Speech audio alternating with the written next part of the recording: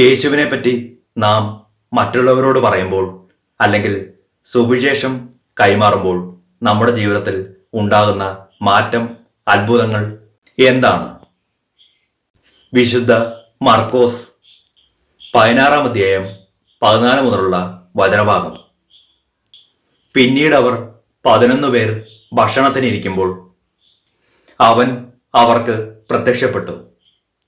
ഉയർപ്പിക്കപ്പെട്ടതിനു ശേഷം തന്നെ കണ്ടവരെ വിശ്വസിക്കാത്തത് നിമിത്തം അവരുടെ വിശ്വാസ രാഹിത്യത്തെയും ഹൃദയ കാഠിന്യത്തെയും കുറ്റപ്പെടുത്തി. അവൻ അവരോട് പറഞ്ഞു, നിങ്ങൾ ലോകമെങ്ങും പോയി എല്ലാ സൃഷ്ടികളോടും സുവിശേഷം പ്രസംഗിക്കുവിൻ. വിശ്വസിച്ചു സ്നാനം സ്വീകരിക്കുന്നവൻ രക്ഷിക്കപ്പെടും, വിശ്വസിക്കാത്തവൻ ശിക്ഷിക്കപ്പെടും.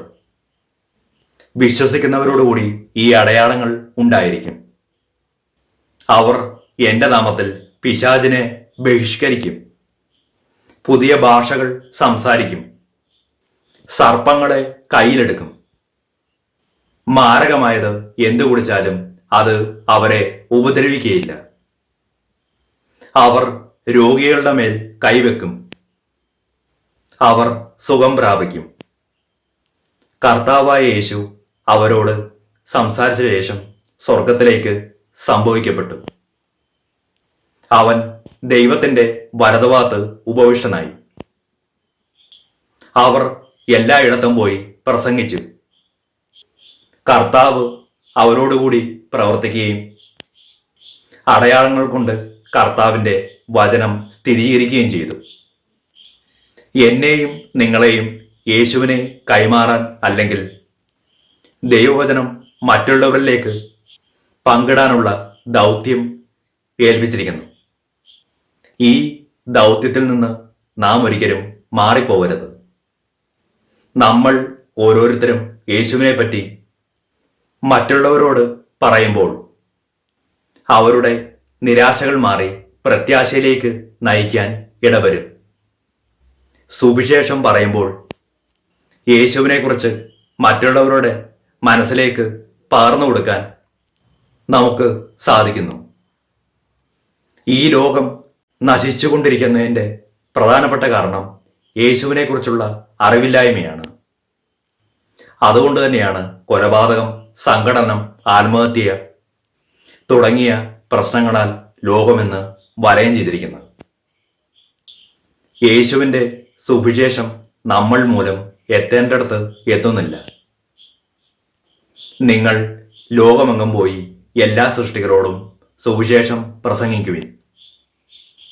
ഈ വലിയ ദൗത്യത്തിൽ നിന്ന് നമുക്ക് ഓരോരുത്തർക്കും ഒഴിഞ്ഞു മാറാൻ സാധിക്കില്ല. നമ്മൾ ഉണരേണ്ട സമയമാണിത്.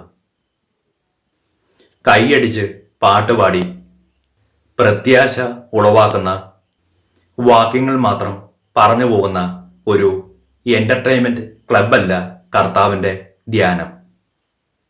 കർത്താവിൻ്റെ ധ്യാനം എന്ന് പറയുന്നത് പരിശുദ്ധാത്മാവിൻ്റെ അഗ്നി ഇറങ്ങി വന്ന് ശിഷ്യന്മാർ ലോകമെങ്ങും ചിതറിക്കപ്പെട്ടു.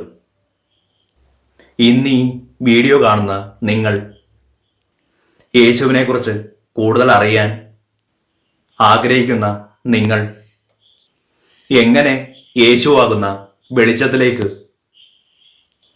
അല്ലെങ്കിൽ ആ നന്മയിലേക്ക്, യേശുവിൻ്റെ ജീവനുള്ള വചനങ്ങളിലേക്ക് എത്തിപ്പെട്ടു എന്ന് എന്നോട് ചോദിച്ചാൽ അതിൻ്റെ ഉത്തരം ആരുടെയൊക്കെയുള്ള പ്രാർത്ഥന, നിങ്ങൾക്ക് വേണ്ടിയുള്ള ആരുടെയൊക്കെയോ പ്രാർത്ഥന.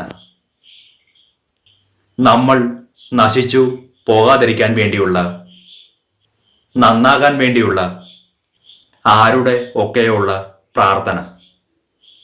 നമ്മളിന്ന് യേശുവിനെ അറിഞ്ഞിട്ടുണ്ടെങ്കിൽ ആരോ നമുക്ക് വേണ്ടി പ്രാർത്ഥിച്ചിട്ടുണ്ട്. ആ പ്രാർത്ഥനകളും അനുഗ്രഹങ്ങളും നിങ്ങളുടെ കൂടെ ഇന്നും എന്നും ഉണ്ടായിരിക്കട്ടെ. ദൈവത്തിൻ്റെ അനുഗ്രഹം ഇന്നും എന്നും നിങ്ങളോട് കൂടെ ഉണ്ടാകട്ടെ. അതുപോലെ ക്രിസ്തുവിനെ കൈമാറാനുള്ള കൃപ നിങ്ങളിൽ സംഭവിക്കട്ടെ.